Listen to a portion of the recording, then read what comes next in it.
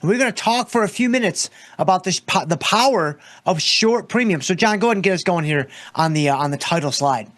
In my opinion, derivatives, options in particular, selling premium, selling options, this allows you to unlock advantages that you simply cannot touch and you cannot access with other assets like stocks, even futures.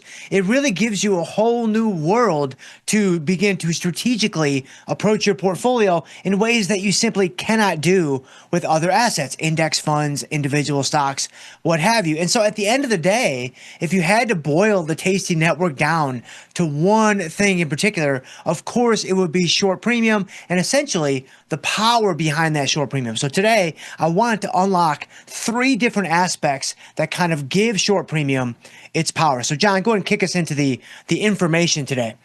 So with short premium, selling options, that's essentially the same thing, synonymous. You're able to tap into 3 distinct advantages. And again, you can't really find these advantages with other assets, at least not to my knowledge. Maybe there's something out there hiding behind some rock, hiding in some nook or some cranny that I haven't examined before, but I haven't seen it today. So let me know if there's something out there that I'm missing. High probability.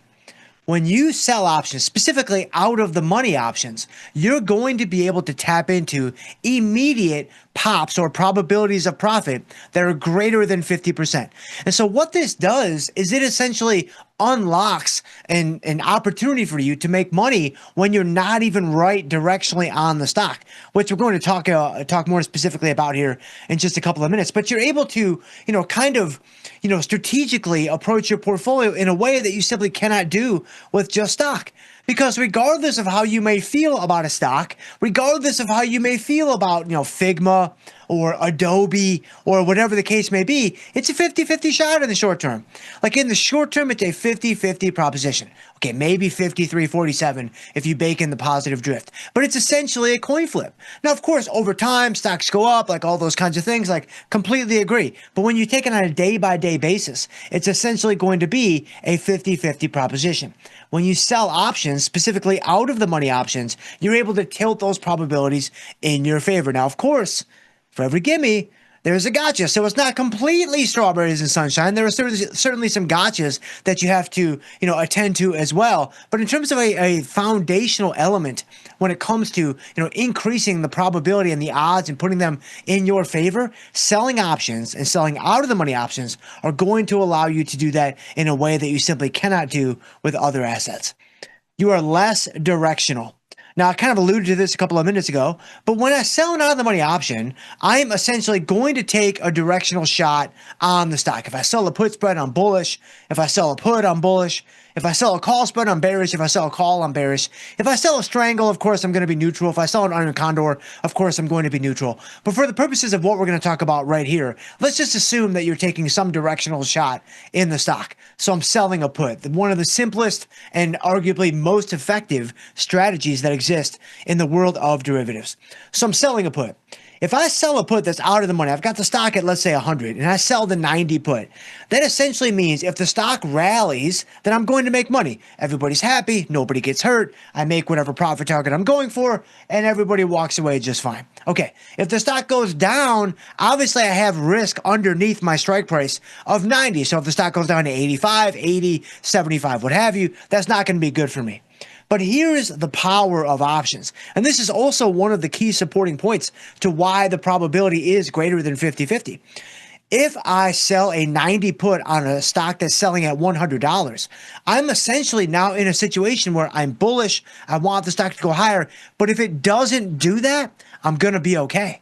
If it just sits there at 100, I'm going to be totally fine. That is incredibly powerful. I don't need the stock to go higher to make money. It's going to be easier if it does, but I'm not nearly as directional as I would be if I just bought stock. Because when you buy stock, you need the stock to go higher to make money. Of course, there's dividends and things like that, but when it comes to the directional impact of the position, you need the stock to move higher in order to be profitable on that position. When I sell an out of the money put, I don't need the stock to move higher, and I'm still going to hit whatever profit targets that I might have set out for myself. Of course, it's going to take me a little bit longer. I'm going to have to be a wee little bit more patient when it comes to that, but I'm still going to be on track for whatever I'm going for.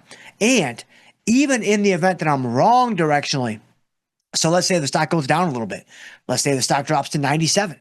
Let's say the stock drops to 95. If I have a 90 put, I have that buffer built into the strategy. The distance between the strike price and where the stock is when I put the strategy on, I can still make money in that region. Now, again, if the stock does go down and my strike is, beginning to get tested or finally does get tested, it is going to take me longer to earn profits. I'm going to have to be in the trade for much, much closer to expiration to get whatever I'm after. But again, you can't do that with long stock. You can't do that with long futures. Like when you are wrong directionally on these positions, you get hurt, right away, and you get hurt all the way to the end. There's no coming back unless the position cooperates. Well, when it comes to a short put and out of the money premium just in general, you don't need to be directionally right to make money on the position. You essentially just need time to go by, and you need to not be wrong. That's actually the better way to put it. When you sell an out of the money put, I just need to not be wrong. That's very different than needing to be right. And then lastly, with premium, short premium, and with options in general, there are far more adjustments that you can make to your position, especially when you compare it to something like long stock. If I buy stock, which is a great strategy, by the way, long term, market's going to go up 10%, 30%, 50% a year, whatever it's going to be, you're going to be just fine. Don't worry about it.